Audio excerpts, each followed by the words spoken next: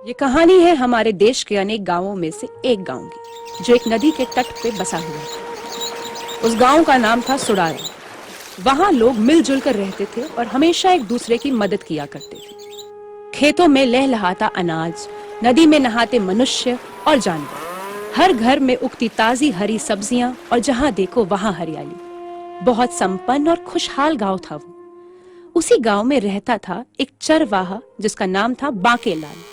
वो बहुत ही सीधा साधा और मेहनती लड़का था।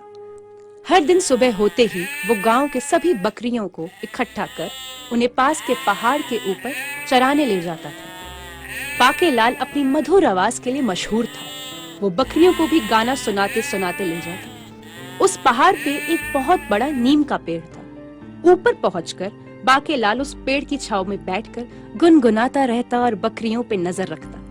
शाम होते ही वो उन्हें लेकर वापस आ जाता। इस काम के लिए उसे हर दिन 1 रुपया मिलता था। पुराने समय में उस 1 रुपए की बहुत कीमत होती थी। बस इसी तरह बांकेलाल अपना घर चलाता था। यही उसकी रोज की जिंदगी थी। बांकेलाल अपनी माँ और छोटे भाई भोला के साथ रहता था। इतनी मेहनत करने के बाद भी वो गरीब ही थे। हर दिन खाने के लिए बस कुछ रोटियां और चटनी ही होती थी। सब्जियां महंगी होने से वो रोज सब्जी खाने का आनंद नहीं उठा सकते थे। भोला अक्सर कुछ और खाने की जिद करता था। माँ, खाना तैयार है क्या? आज तो बहुत ही भूख लगी है। हाँ हाँ, तो हाथ मुंह धो के आ जा, मैं खाना परोस देती हूँ। भोला, ओ भोला, आ जाओ, खाना खाओ। माँ ने खाना परोस दिया। भोला देख के बोला, क्या माँ, आज भी वही चटनी और रोटी? आप कुछ और क्यों नहीं बनाती? अरे और मैं क्या बनाऊं?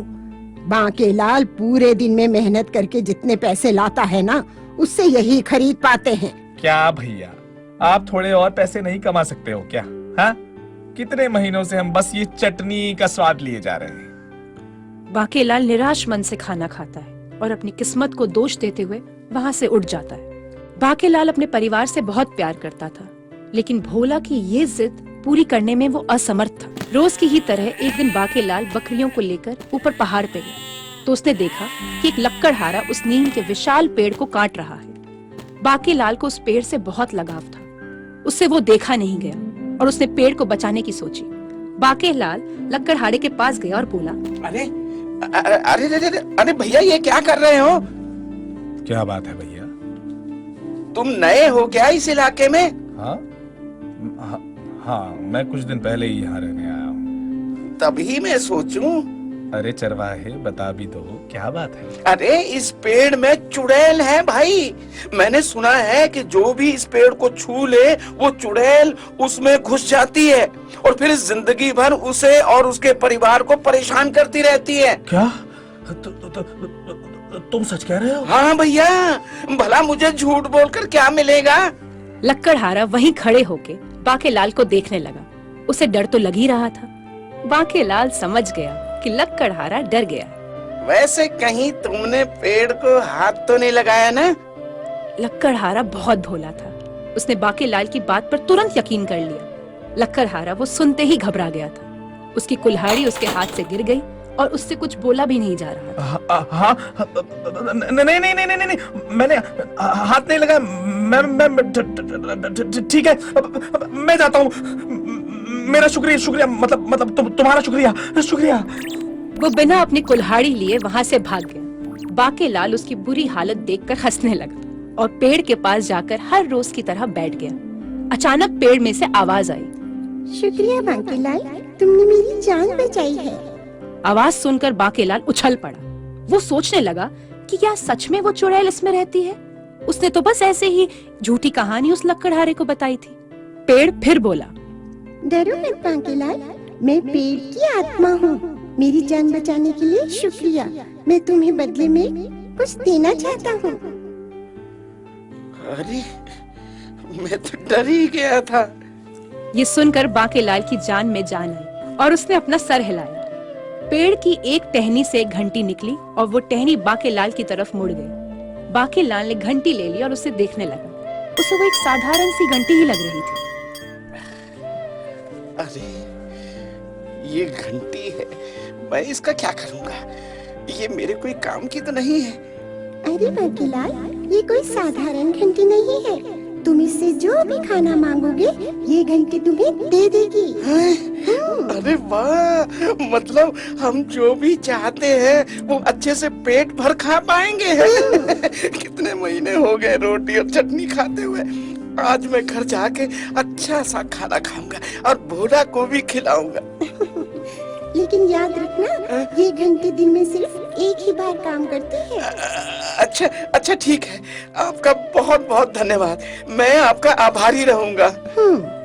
बांकेलाल ने पेड़ को धन्यवाद दिया और शाम होते ही वहां से चला गया। वो बहुत खुश था कि अब उसके परिवार में कोई भूखा नहीं रहेगा और अब भोला भी अपनी मनपसंद का खाना खा सकेगा। वो जल्दी से घर पहुंचा और सारी कहानी अपनी माँ और भोला को बताई। फिर उसने वो घंटी निकाली और उन्हें दिखाई।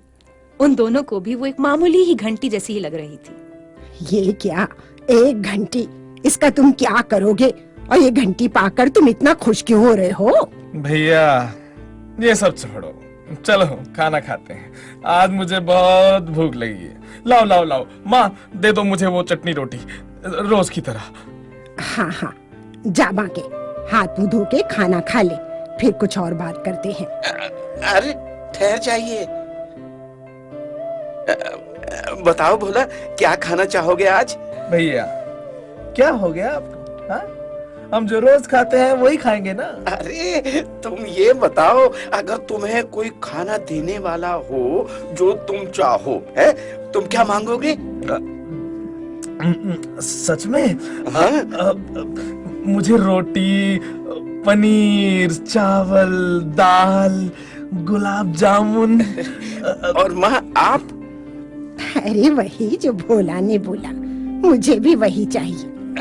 ठीक है, अब जादू देखिए। बांकेलाल ने घंटी बजाई और ये सब खाना मांगा। पलक झपकते ही वहाँ पूरी दावत सज गई। अरे ये क्या हो रहा है? ये खाना कहाँ से आया? कहीं ये घंटी जादुई तो नहीं है? है माँ, ये जादुई घंटी है। हाँ? हाँ, इससे दिन में एक बार आप लोग जो खाना मांगोगे और बजाओगे, आपको वो मिल जाएगा। भैया खाना खा ले क्या? ये खाना देखकर तो मुझे और भूख लग रही है। तीनों ने पेट भर के वो स्वादिष्ट खाना खाया। अब बांकेलाल हर दिन मजे से बकरियों को चराने ले जाता, क्योंकि अब उसे अपने परिवार के भूखे रहने की चिंता ही नहीं थी। एक दिन बांकेलाल काम से वापस घर आया तो उसे बहुत भूख लगी थी। वापस आकर उसने देखा कि भोला ने पहले से ही खाना मंगा लिया था और सब कुछ खत्म भी कर दिया था। अरे ये सब तो भोला ही खा गया। चलो मैं अपने लिए भी कुछ मांग लेता हूँ। उसने जादुई घंटी से दोबारा खाना मांगा, लेकिन इस बार कुछ भी नहीं आया। उसे याद आया कि वो घंटी दिन में सिर्फ एक बार ही खाना देती है। बांकेलाल को गुस्सा आ गया। मैं इतनी मेहनत करके पूरा दिन काम करके पैसे इकट्ठा करता हूँ और इन लोगों को मेरी कदर ही नहीं है। अब मैं भूखा सोऊंगा क्या? कल से ये घंटी मैं लेके जाऊंगा। और अगले दिन से उसने घंटी अपने पास रखने का फैसला किया। अगली सुबह बांकेलाल अपने साथ वो घंटी ले गया। उसके जाने के बाद भोला और माँ घर में घंटी ढूंढने लगे, लेकिन उन्हें घंटी कहीं भी नहीं मिली। माँ, वो घंटी मिली क्या? अरे नहीं मिली, पता नहीं कल कहाँ रख दी थी तुमने। ख्याल रखना चाहिए था ना तुम्हें। अब तो घर में कुछ खाने को भी नहीं है। थक कर वो बांकेलाल के आने का इंतजार करने लगे। शाम को जब बांकेलाल वापस आया तो भोला और माँ का भूख से बुरा हाल था। अरे बांके, वो घंटी नहीं मिल रही बेटा। हमने बहुत ढूंढा, हमने सुबह से खाना भी नहीं खाया। हाँ भैया, मुझे बहुत भूख लगी है। मेरे पास है घंटी, मैं इसे अपने साथ ले गया था। हा? तुम घंटी अपने साथ क्यों ले गए थे बांके? हमारा कितना बुरा हाल हो गया। सुबह से कुछ भी नहीं खाया हमने। क्या तुम इतने स्वार्थी हो गए बांके कि सिर्फ अपने खाने के बारे में ही सोच रहे हो? ऐसी बात नहीं है माँ, मैं पूरा दिन काम करके पैसे इकट्ठा करता हूँ और आप लोगों ने मेरे लिए खाना नहीं रखा था। मुझे भूखा ही सोना पड़ा था। बांकेलाल ने पिछले दिन की बात अपनी माँ को बताई कि किस तरह भोला ने सारा खाना खत्म कर दिया था। उसने उन्हें याद दिलाया कि घंटी सिर्फ दिन में एक ही बार इस्तेमाल करी जा सकती है।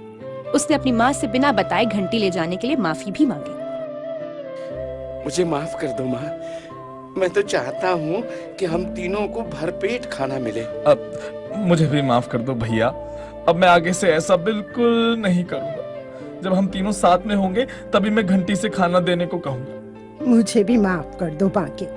घंटी होने से मैं भी आलसी हो गई थी। अब से मैं एक समय का खाना खुद बनाऊंगी और एक समय का खाना हम मिलकर घंटी से मांगेंगे, हैं? तीनों ने अपनी गलती का एहसास किया और हाथ मुंह धोकर वहां आराम से बैठ गए। उस दिन उन्होंने माँ की पसंद का खाना घंटी से मंगवाया और मजे से उसका स्वाद चखा। इस कहानी से हम सीखते हैं कि हमें स्वार्थी नहीं होना चाहिए। जो भी चीज हमारे पास हो उसका गलत फायदा नहीं उठाना चाहिए और किसी से भी असीमित अपेक्षा नहीं करनी चाहिए।